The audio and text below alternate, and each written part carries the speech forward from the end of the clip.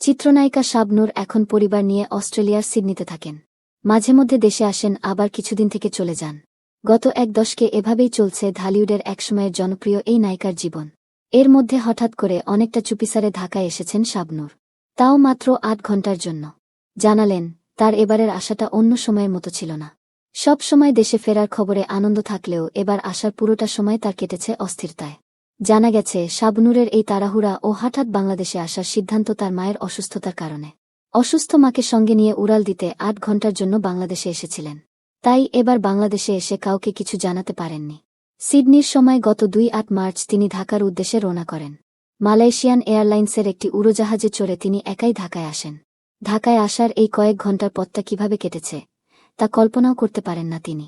শাবনূর গণমাধ্যমে বলেন, ১ মাস ধরে আম্মা বিভিন্ন শারীরিক সমস্যায় ভুগছিলেন। প্রতিনিয়ত ফোনে কথাবার্তা হচ্ছিল। ঢাকার বড় বড় হাসপাতালের ৩-৪ জন বিশেষজ্ঞ চিকিৎসককে তিনি দেখিয়েছেন, কিন্তু কোনোভাবেই তারা আম্মার রোগ ধরতে পারছিলেন না। এদিকে আম্মার শ্বাসকষ্ট বাড়তে থাকে। একটা সময় বোঝা গেল আম্মার নিউমোনিয়া হয়েছে।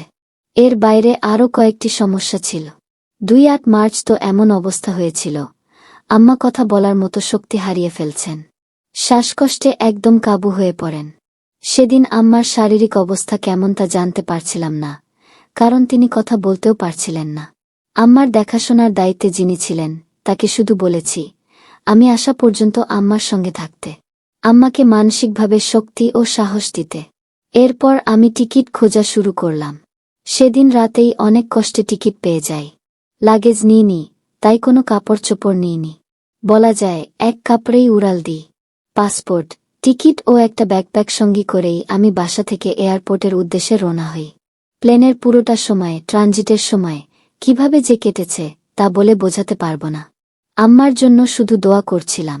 শাবনূর বললেন, ঢাকায় খোঁজ নিয়ে জানতে পারলাম চিকিৎসকরা একের পর এক শুধু আম্মার টেস্ট করাতে বলছেন।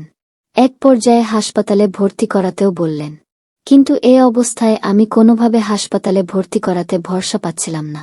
আম্মারও কষ্ট হচ্ছিল। এসেই কয়েক ঘণ্টার মধ্যে তাড়াহুড়া করে আম্মার লাগেজ গুছিয়ে আবার উড়াল দিলাম। সিডনি যাওয়ার পরপরই তার মাকে সেখানকার একটি হাসপাতালে ভর্তি করানো হয়।